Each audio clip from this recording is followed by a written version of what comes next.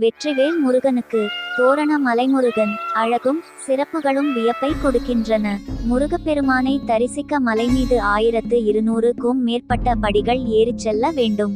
அங்கே மலை உச்சியில் குகை கோவிலில் கிழக்கு நோக்கி நின்ற கோலத்தில் அருள்பாலிக்கிறார் முருகப்பெருமான். இந்த தோரணமலையில் 64 சுனைகள் இருக்கின்றன.